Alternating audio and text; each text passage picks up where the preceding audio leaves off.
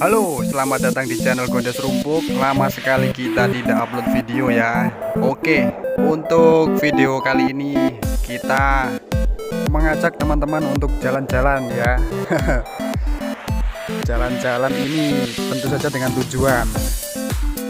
Dan tujuan kita adalah menuju ke hutan. Hahaha.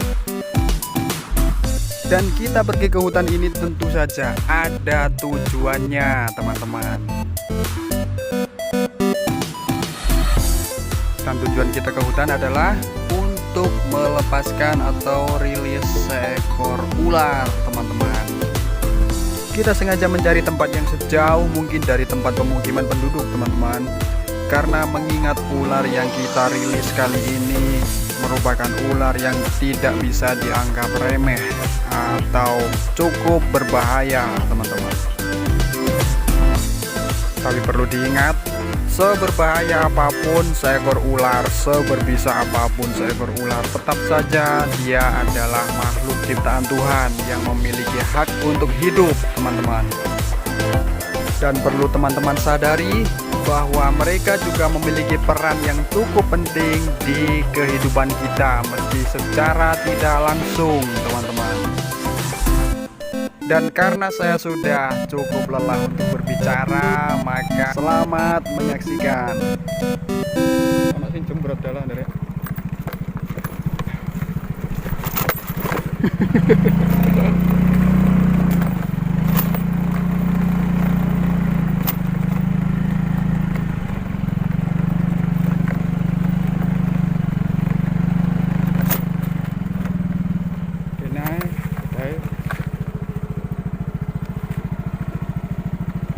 Oke, di sini dulu parkir motornya. Kita lanjut rilis ke tempatnya lebih dalam.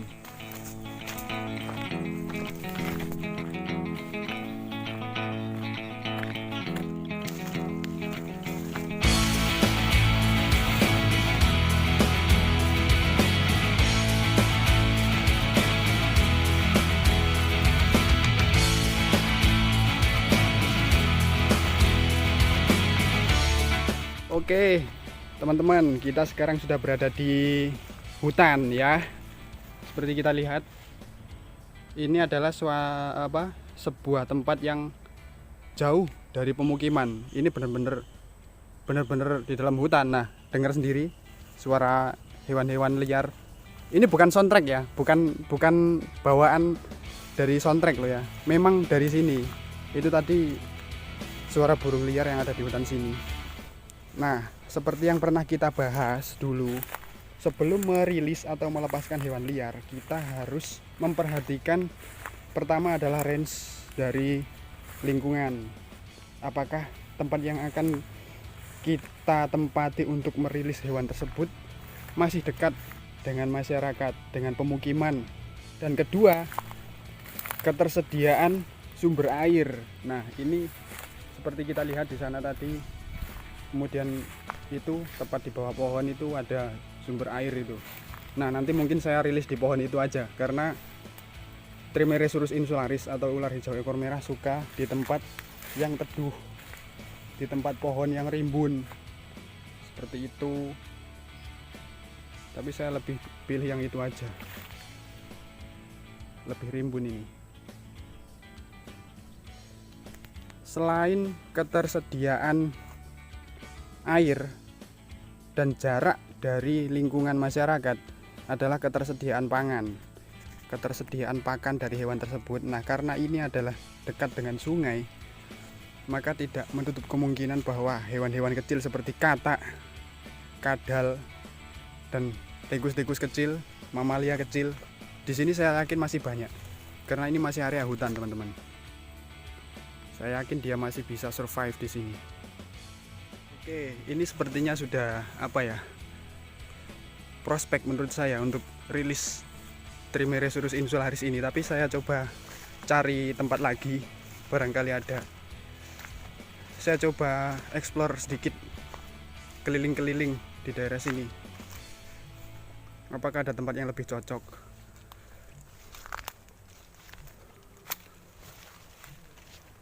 Nah, ini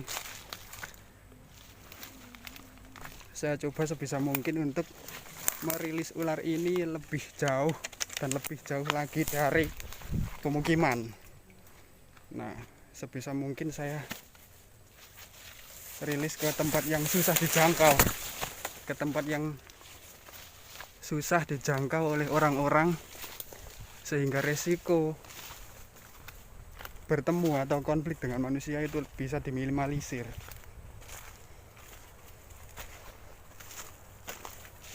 Nah, ini ada pohon yang rimbun satu lagi di sini. Kayaknya di sini lebih cocok. Karena apa? Di sana tadi kita sempat menyeberangi anak sungai. Dan saya yakin untuk Trimeresurus insularis tipe ular arboreal seperti ini, kalau menyeberang ke sungai itu enggan.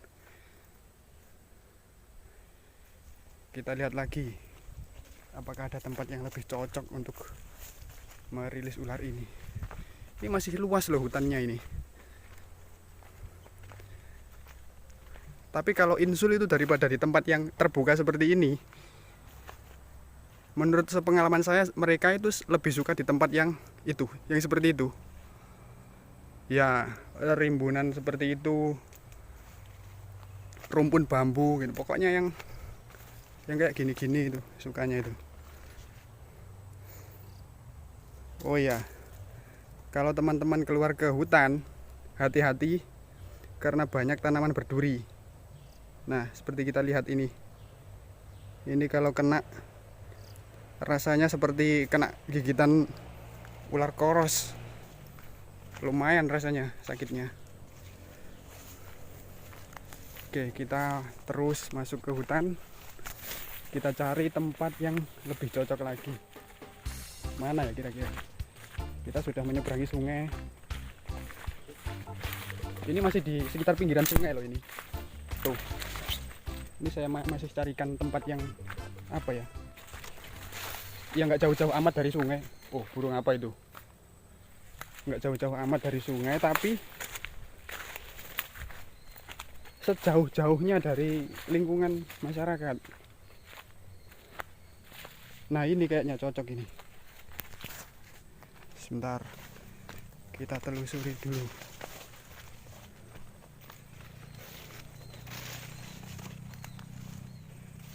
Ini teman-teman dengar suara kendaraan. Memang terdengar dari sini, tapi jauh di bawah sana. Ini posisinya itu naik ke bukit loh teman-teman.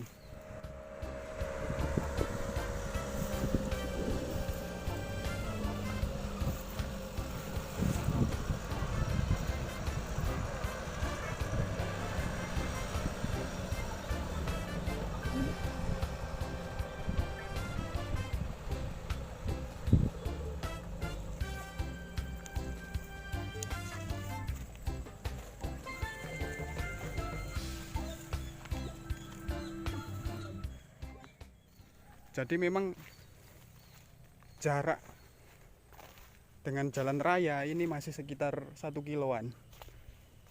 Jadi suara kendaraan yang ngebut itu masih terdengar. Nah, kalau ke sana itu turun gini kamu jatuh.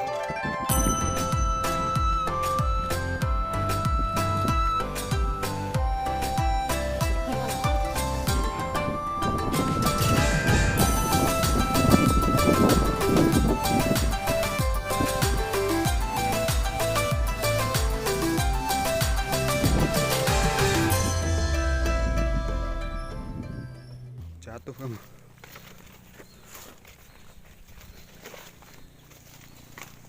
Saya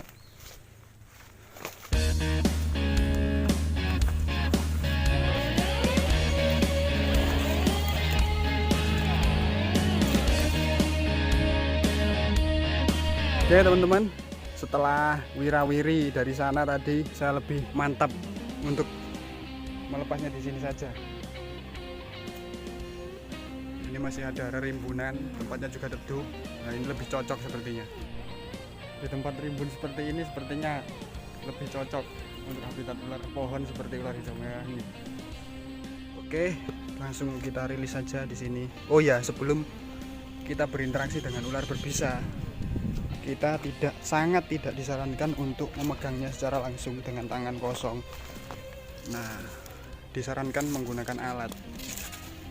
Nah, kebetulan saya tidak pernah pakai hook karena saya selalu memanfaatkan apa yang ada di hutan. Nah, ini sepertinya kita bisa pakai galah atau cotek. Ini bisa kita pakai sebagai ganti snake tongue atau hook, snake hook yang biasanya anak-anak reptiler pakai itu ya, sebagai safety tool. Tapi di sini saya selalu menggunakan cotek atau galah dari kayu. Oke, langsung saja. Ular ini termasuk dari family Viperidae. Sekarang kalau nggak salah Trimeresurus insularis sudah direvisi lagi. Namanya menjadi Cryptelytrops insularis.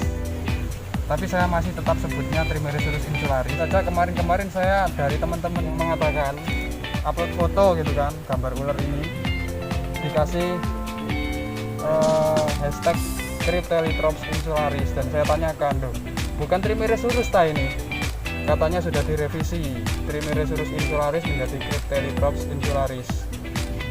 Untuk habitatnya sendiri, ular ini berada di hutan-hutan hujan, hutan tropis seperti ini yang banyak pepohonan rimbun seperti ini.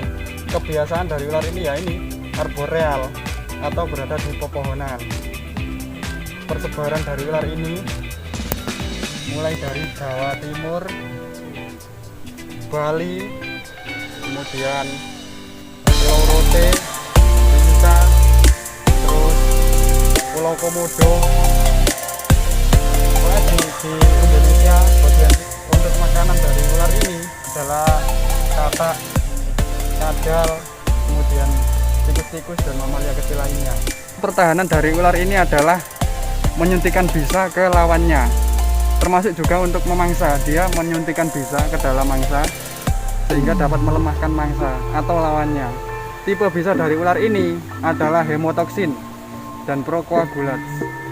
Efek gigitan dari ular ini adalah ketika tergigit adalah terjadinya pembengkakan atau swelling, disusul dengan terjadinya nekrosis biasanya. Ini untuk akibat terparahnya ya, nekrosis dalam, kemudian disusul dengan kegagalan organ. Jika gigitan ular ini memasuki fase sistemik, maka kecenderungan untuk berakibat kematian lebih besar. Oleh karena itu, teman-teman jika bertemu dengan ular dengan ciri-ciri seperti ini yang terlihat di video ini, sebaiknya hati-hati, jangan dipegang secara langsung, gunakan galah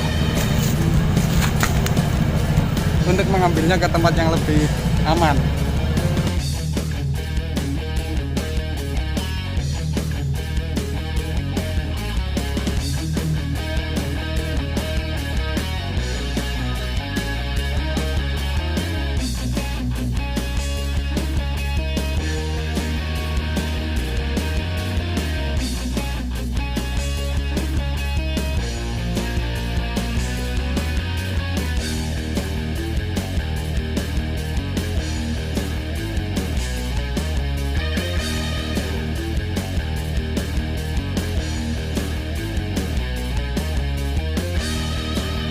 Nah, yang satu di sana, ini yang satunya kita taruh di pohon yang berbeda, karena nggak ada yang namanya ular hidup berkelompok, nggak ada. Kita carikan tempat yang berbeda di sini lagi. Jenis kelaminnya betina ini, karena badannya terlihat lebih bantet. Sama yang tadi itu juga betina.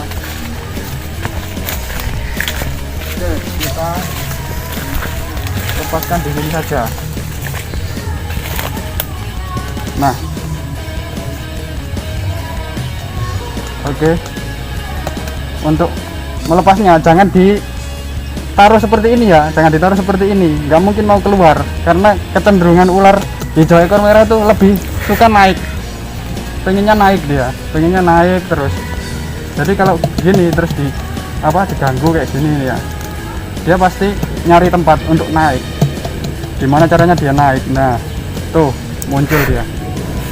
Soalnya ular ini kaburnya itu selalu ke atas, selalu naik-naik pohon. Beda dengan ular kadut atau Homalopsis bucata itu ya, termasuk juga Enhydris plumbea itu. Kalau kabur kan dia selalu nyari ke bawah. Ular pelangi juga selalu nyari ke bawah. Kalau ini dia selalu pengennya itu naik karena dia arboreal. Oke. Semoga dia bisa bertahan hidup tanpa mengganggu masyarakat. Oke, kita pulang lagi bro. Oke, jadi kedua ular ini tadi sudah kita rilis. Sekarang kita kembali ke sepeda motor. Oke, medannya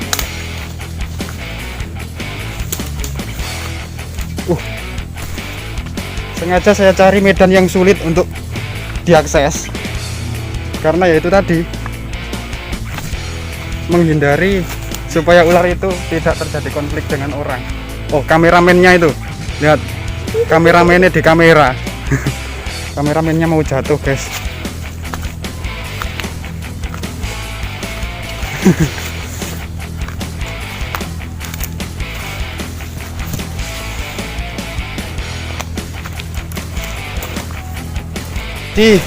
Mungkin teman-teman ada yang bertanya, ngapain sih kok repot-repot, kok pakai diambil terus dilepas di tempat yang jauh gitu ya, kok gak dipateni ae gitu. Kasarannya seperti itu. Karena dengan kita membunuh itu sama saja kita sudah mengurangi keseimbangan ekosistem.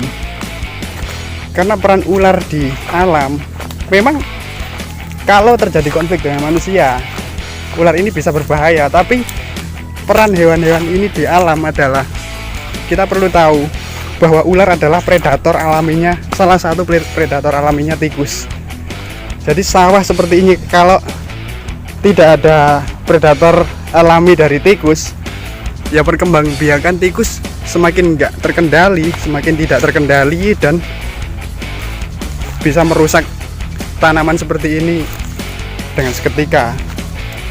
Ya teman-teman, ada yang ketinggalan itu, mas kameramen lagi ngambil kontaknya sepeda motor, ketinggalan di sana. Oke teman-teman, cukup sekian dulu video rilis ular hijau ekor merah atau Trimeresurus insularis dari Gondes Rumpuk. Jika teman-teman suka video ini, jangan lupa like dan share, berikan komentar jika ada saran, dan jangan lupa subscribe channel Gondes Rumpuk supaya teman-teman bisa mendapatkan notifikasi apabila channel Gondes Rumpuk mengupload video yang baru. Oke, sekian, terima kasih. Assalamualaikum warahmatullahi wabarakatuh. Kita pulang lagi bro.